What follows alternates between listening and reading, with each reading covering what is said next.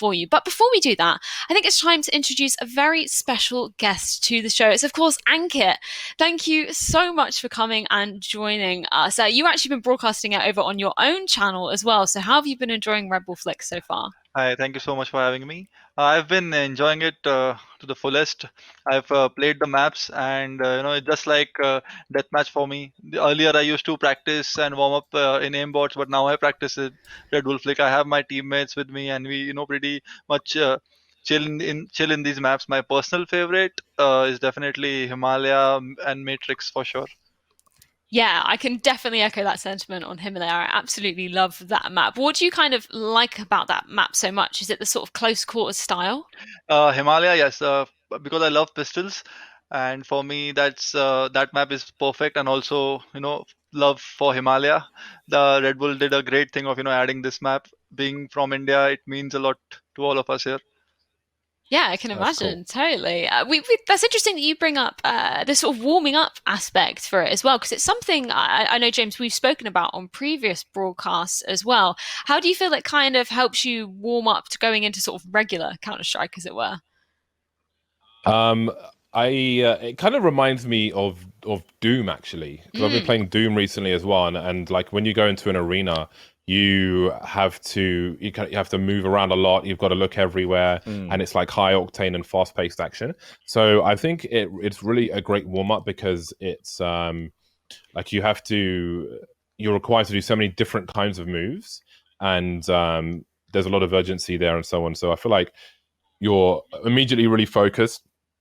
There's lots of like headshot situations and so on, and I think it's more like if I'm doing a death match on Dust 2, for example, like a free for all death match, I know all the angles and stuff, and it's kind of like I feel like it might warm me up for a Dust 2 a little more than it warms me up in general, but I think this is more challenging. But also, I think most people feel like because of the nature and the format of it, it kind of just warms you up in general faster and like more across the board, if you will, rather than like Mm. pre-firing a certain angle that you're gonna do in one map. I don't know.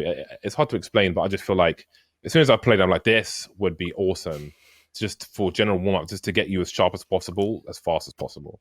Yeah, and it's that kind of diversity in a lot of the kind of peaks that you receive as well. Like as we were saying on Speedway, there are so many angles that they can come from. It's really a test of your sort of aim as a player as well. So I think that's a really interesting point.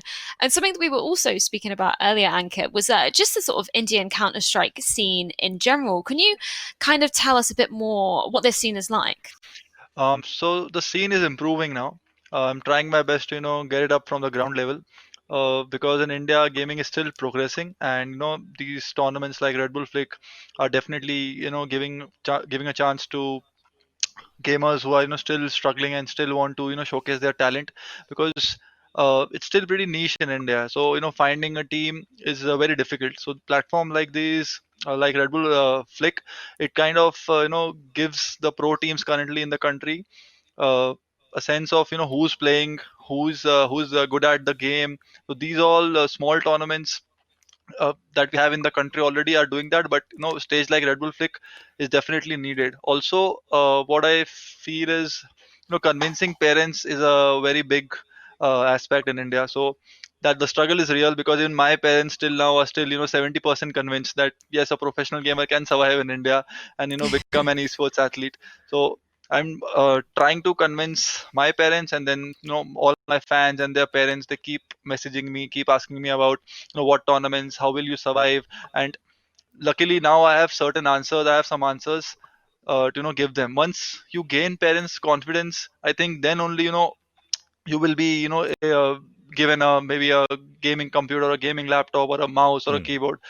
Then you can start your professional journey, because currently I have seen gamers. I myself started from playing on 20 fps, 30 fps, playing college tournaments, and I see the same happening currently in the country, where people are still struggling and playing on 20, 30 fps just because they love the game. So I know there is passion, and I know the problem that these gamers are facing, and I'm trying to rectify them slowly slowly.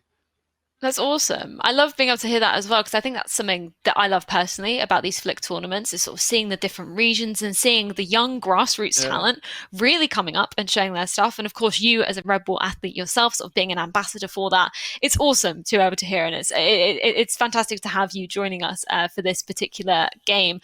And speaking of the game, we actually have the map vetoes ready as well, so it's going to be interesting to see if we delve into any of the two maps we haven't seen yet. I kind of want to speak to you about it, Ankit. What kind of maps are you expecting for this next?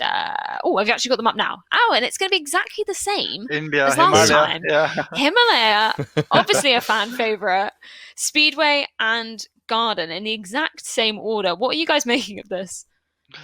It's good. It looks like Himalaya is popular across the board, eh? Definitely. I think Garden. I love the jump pads in Garden. Yeah, it's an interesting dynamic. Yeah. I've definitely completely tanked and totally missed the target when I personally play, but that's why I'm not playing. That's why I'm just sitting on the desk. We actually haven't seen Garden. That was a third map in our last series. We haven't actually got to it yet. I'm kind of interested to hear from you, Ankit. What was your kind of experience playing on that map, and do you particularly like it? On Garden, you're saying? Yes, yeah. Yeah, I loved it. I was busy jumping from here and there, going to their spawns and killing them, taking the underpass jump pad, going to their spawn and flanking them. So we had a strategy where I told my teammate, to kind of do jiggle peeking from the tower, and while I will go and slide down the underpass and surprise them from behind. So earlier, when this was new, they didn't know, but once they knew, they were doing the same thing to us. Oh my god, you created a meta. That's Yeah. amazing. We have done that. We have I done love that that. in Matrix also. Like the left side tower. That I love the Matrix layout especially. So what we did was there was Og on the left side tower. I used to always go there. My teammate would try to keep all the attention towards him, and I used to take that Og and scope and kill multiple kills from that angle because it's very difficult to spot in that map, and you need scope rifles, so it becomes easier. Oh, that's really interesting because we were actually talking about the sort of higher angles on some of these maps, and we actually it wasn't for Matrix, but it was for Speedway, wasn't it, Jackie? You were talking about potentially those towers being used a little bit more with those scope weapons. Obviously, it's just an AWP on Speedway that you can pick up. Are you hoping that we see potentially some of that coming into that second map? I'd hope we get to see a little bit more of it. I definitely feel like it's quite a nice aspect to the game, right? Being able to play from that high angles. One of the nice things that we saw previously around was, at least from the bridge, which is somewhat akin to it, he was kind of stacking up multiple AKs and basically just cycling out from the weapons to be able to hold that position for as long as possible every time he'd kill someone coming up ladder, which was quite nice. I think they're definitely viable. I just hope we get a chance to prove that. Yeah, speaking about Garden as well, something that we actually haven't picked up on is there's actually an AWP on top of the site on that little platform that you can see. We haven't had a chance to speak to many players. So, Ankit, did you ever try and go for that AWP? Because it doesn't seem very popular. I am pretty bad with an off, so I never went that way. I knew, I had to pick up the AK and push forward so that my teammate could use that scope rifle. So I have very little knowledge about that. Yeah, it's an interesting. I kind of thought coming into this tournament way back a month ago when we sort of started it, I kind of thought UPS would be a little bit more useful, but it seems like it's just the fast-paced nature that means that they're just not really that useful. And on Garden as well, it being in that position, if you're anywhere in the map, you can see somebody flying over your head. Like you are not going to miss them. Yeah, exactly. Yeah, so I'm really interested to see whether we get that picked up at all. And the utility as well. Did you end up using any utility on any of the maps? Yeah. So in Himalaya only, what we did was we used the smokes and molotovs to block the choke points, and that's how we kind of took most of the rounds. Like we were sitting on the flag and we blocked the one choke point because if they came to the smoke we could kill them easily. While the other guy, the other opponent who was trying to flank us, we used to throw the molly over there, nade them. That's how basically you can make small strategies by using your own. Meta in these maps, and people think that it's just pressing W and rushing in, but it's not that. You can certainly hold angles. Now there's a plant on the Himalaya map near the flag, and that was also used, like RG did, right? He was hiding behind the plant near the capture site. So all these small things will give you crucial seconds to capture the flag. Yeah, that's really interesting to hear that you're actually using utilities to full advantage. Because I think it was in Europe, James. Yeah, it was the German team that actually eventually ended up winning. They were the only team that we really saw fully utilizing those Molotovs and the smokes on Himalaya. Do you feel like that kind of changed the dynamic of the map as well? Um, I mean, they had a good utility usage on pretty much every map, and in some maps, I feel like they were like 6 months ahead of the people they were playing against. But on Himalaya, it's such a small map. I feel like you could get a specific grenade for some of the boxes people hide behind, for example. But I don't know how much necessity there is. I think maybe the smokes would be good as a nuisance, but bearing in mind that we've seen in the early Himalayas today that when there's a team who have control of the point, then one of the two players might go for an aggressive peek with a Nova or something, try and catch somebody off guard. I think that the use of like a Molotov or a smoke, you'd want to put it like, I think logically you'd think put it immediately in front of the choke point of a site, but I think maybe it'll be further like deeper into a path approaching the site so you can still swing and catch people like standing behind that molly or coming through that smoke and so on. So I would imagine over time the utility usage on Himalaya would develop in unorthodox ways, perhaps. Yeah, that's actually a really interesting point because something that's so, crazy about Himalaya is actually you totally have that ability to just burst through smokes because you've got your Tech 9s, you've got your 5.7s, you've got your Novas. They're kind of the perfect guns to be doing it with, literally just running and jumping. And I want to know from you, Ankit, how did you feel about the Novas? Are you akin to that kind of weapon? Which weapon? Sorry. The Nova The on Nova, yeah, Himalaya. yeah. We kind of use Nova also a lot on Himalaya because you get easily, you can get easy kills by holding the close angles because there are two entrances, I think.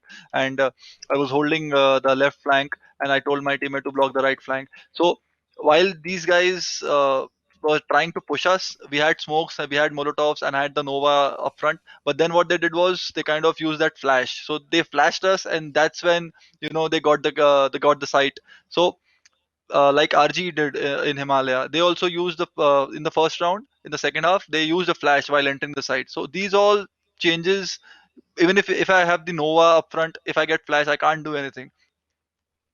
Well, it's going to be really interesting to see what happens in this first map of the series. Before we head into that, really, really quick question. It's been a point of contention between me and James. I'm a massive fan of the Tech 9. He's not so massive fan of it. Ankit, which side are you on? Pro Tech 9 or not? I'm a CZ boy. Oh. Well, I'm a CZ guy as well, so I think I win. We're going to throw it to the first map of the series. Gentlemen, take it away. It's Himalaya. Oh man, I mean, I've got to say, I'm more of a Tech 9 man.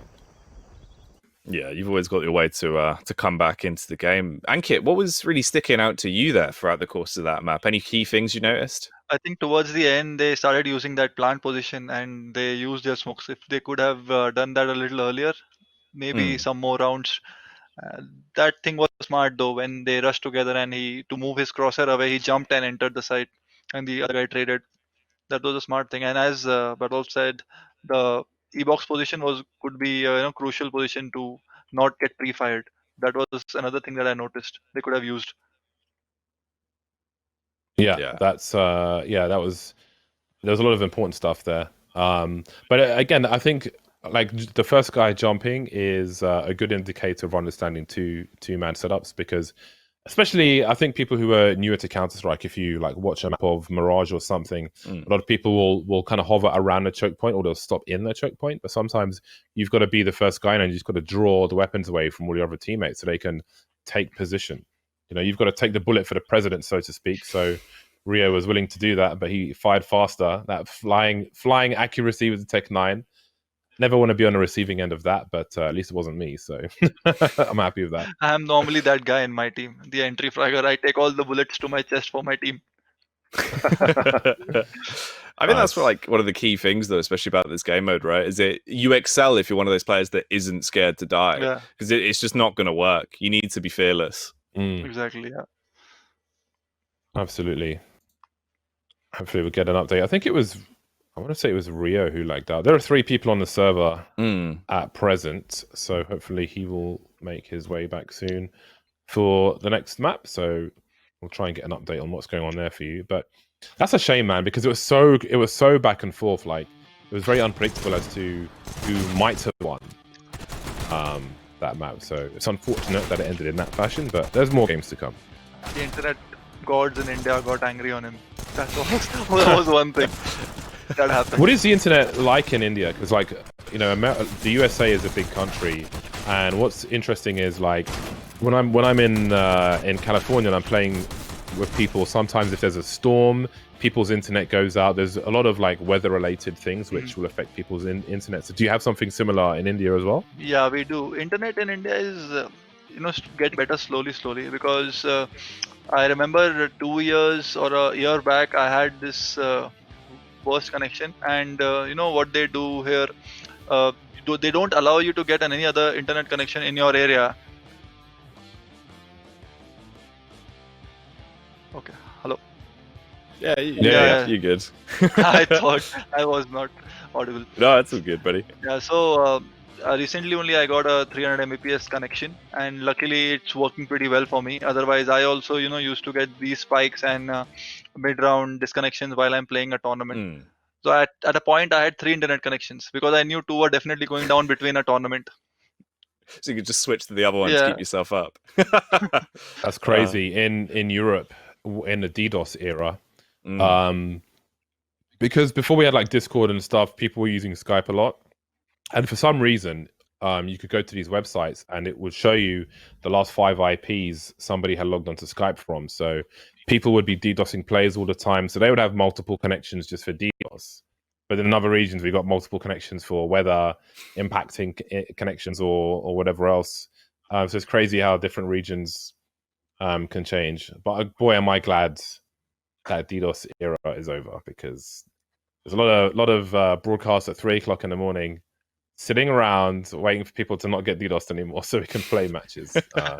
I never really believed in DDoS, but after a couple of times, and I used to stream, and I normally play Faceit. So once or twice, somehow people got to see the IP when I was connected to the server, and they started DDoSing. That's when I realized that DDoS is a thing, and from then I've started hiding all the IPs.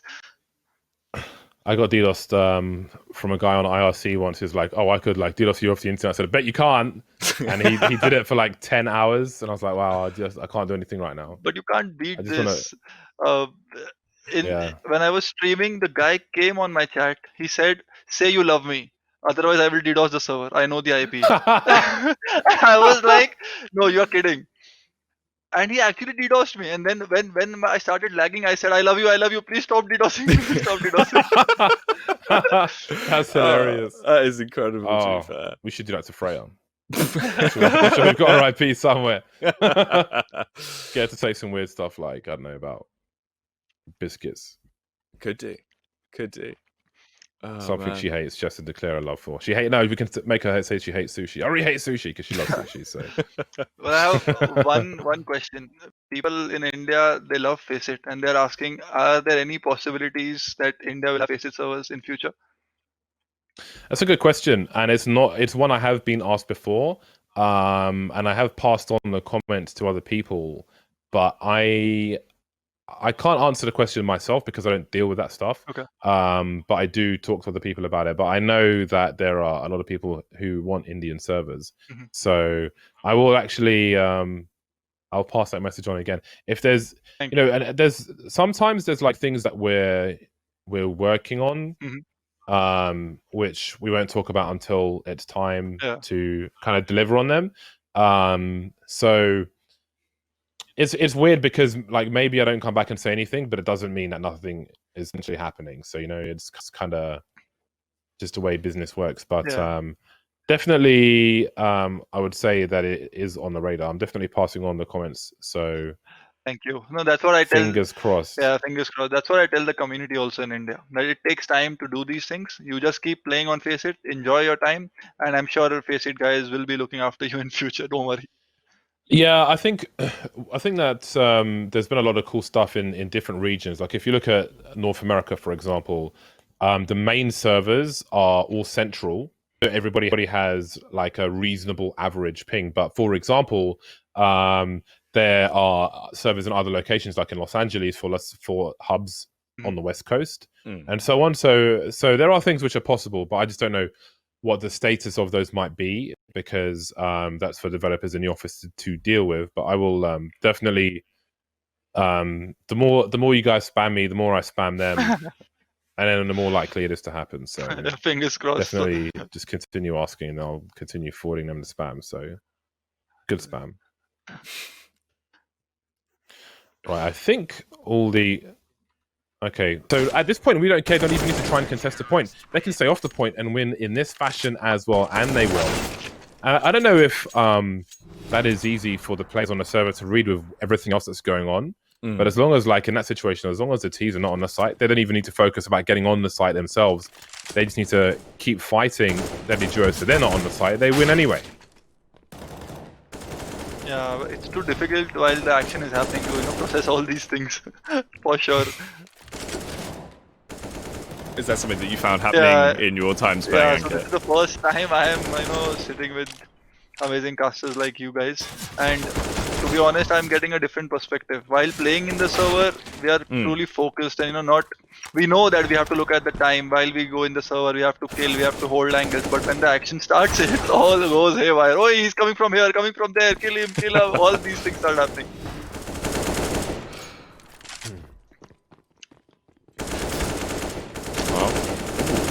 Rio? Wanted to get from you, Ankit. We were sort of talking about Speedway a little bit before we started off, and the fact that you call it Venom Tower, I love that so much. We haven't got any call-outs on the map yet. I think we're going to carry that one over for sure. Did you see these two teams kind of playing Speedway any differently from how you would approach it as a player? Yeah, I would not do those type of movements for sure. They were definitely using the small map properly, and that was catching the opponents also off guard. But then again, the Venom Tower, the position that position is overpowered. Like, if you have good aim and the guy is coming towards the side, if you kill them at the entrance or at the side, it's pretty easy, and it's difficult for them to shoot back up. Yeah, that's actually interesting to hear you say that, because I believe it's only the European teams that we've seen fully utilize that position, and it really did work. As you say, it can be kind of overpowered. Awesome. So thank you so much for joining us. Thank you so much for having me and for this opportunity. We all love you from India, and you guys are amazing. Keep doing that, and we'll keep learning from all of you. Oh, thank you so Cheers. much, Thank Ankit. you, It's man. been fabulous. Just before we go, I don't know whether you wanted to say anything to sort of your fan base in the Indian community, if there's any shout outs you wanted to give. They already know I asked James about the Faceit servers. That's what they wanted me to ask, and we have our answers. Other than that, thank you for having me. Thank you to Red Bull for doing Red Bull Flick, because we need such tournaments to convince people in India that professional gaming can be taken as a career, and that's what I'm working for, because I'm not going to be here forever, right? I've given myself 5 years, and I have to do it for the community so that we see much younger talents giving it out and representing our country in future. So that's the plan, and I'm glad that Red Bull is helping me do that. Well, it's fantastic that you guys get to collaborate on this. And of course, you'll be streaming this over on your channel as well with some of your cast friends. So if you guys want to go and check out a little bit more of Ankit, you can find him on his channel. But we're going to be heading for a quick break. When we are back, it will be time for semi-final number 1.